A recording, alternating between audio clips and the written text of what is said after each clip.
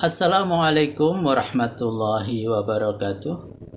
Alhamdulillah, pada kesempatan ini saya akan membacakan terjemahan Al-Quran Surat Ibrahim ayat 41 sampai dengan ayat 52. Aku berlindung kepada Allah dari godaan syaitan yang terkutuk dengan menyebut nama Allah yang Maha Pengasih dan Maha Penyayang. Ya Tuhan kami, ampunilah dosaku dan dosa kedua orang tuaku.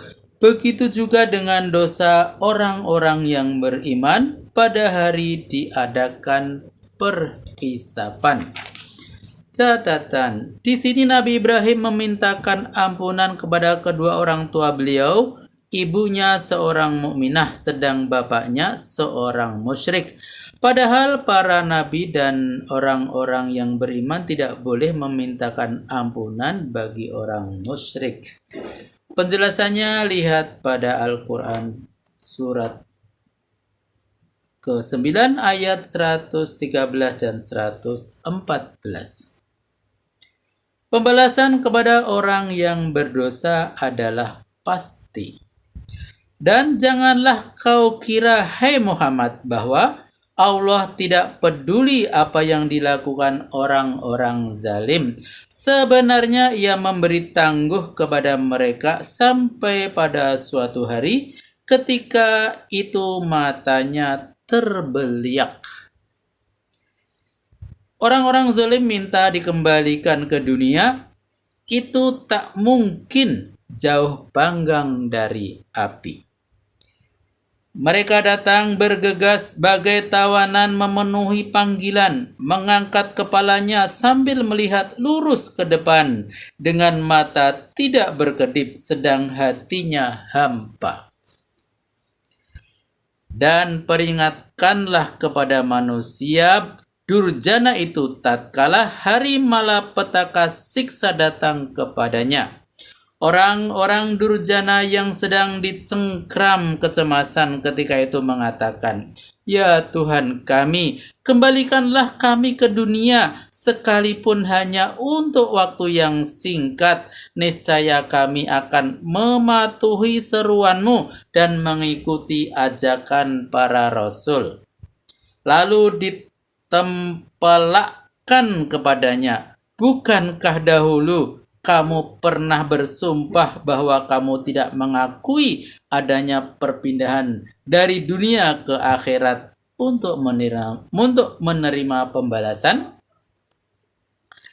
Dan kamu telah berdiam di tempat kediaman orang-orang yang zalim terhadap dirinya sendiri, dan telah jelas pula bagimu bagaimana caranya kami memperlakukannya, bahkan telah kami berikan kepadamu beberapa contoh.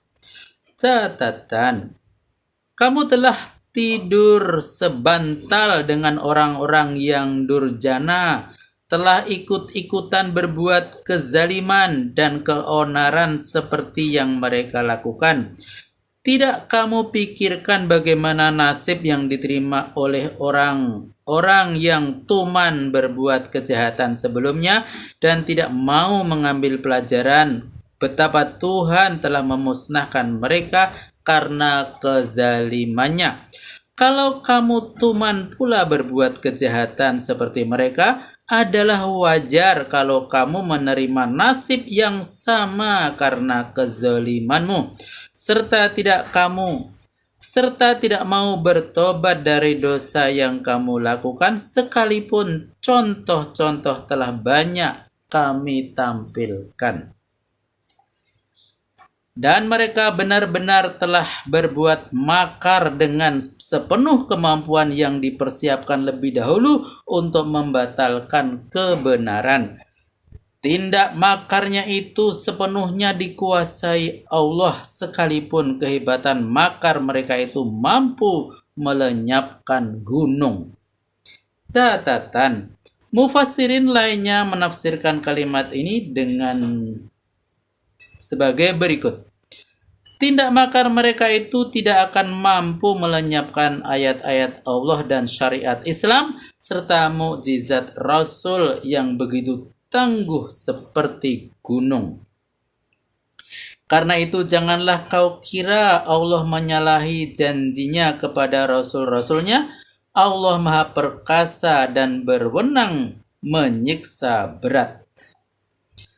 Pada suatu hari saat bumi ini berganti rupa dengan bumi yang lain, begitu juga langit. Mereka keluar dari kuburnya masing-masing untuk menghadap Allah dan Allah yang Maha Esa dan Maha Perkasa.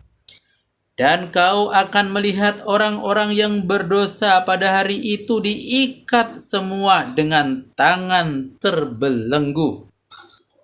Pakaiannya dari cairan kitron dan muka-mukanya disungkup dengan api neraka. Catatan: kitron semacam minyak yang disadap dari pohon ibhil, warnanya hitam, baunya busuk dan mudah terbakar.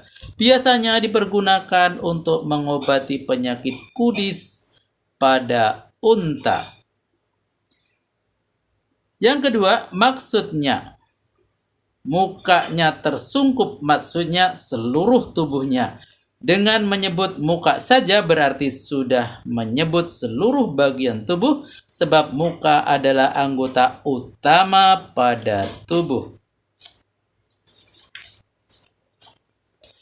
Allah berbuat demikian hendak memberi ganjaran kepada orang-orang. Allah berbuat demikian hendak memberi ganjaran kepada masing-masing orang sesuai dengan usahanya. Allah benar-benar Maha cepat membuat perhitungan. Al-Quran ini adalah penjelasan yang cukup bagi manusia, dengan mana mereka harus diberi peringatan akan hukuman Tuhan, dan supaya mereka tahu bahwa Allah adalah Tuhan yang Maha Esa, serta para cendekiawan dapat mengambil pelajaran. Alhamdulillah, telah kami bacakan terjemahan Al-Quran surat Ibrahim ayat 41 sampai dengan ayat 52. Ayat 52 ini merupakan ayat terakhir dari surat Ibrahim. Dan insya Allah besok kita akan ketemu dengan surat Al-Hijr. Sampai jumpa pada video berikutnya. Billahi taufiq wal hidayah. Wassalamualaikum warahmatullahi wabarakatuh.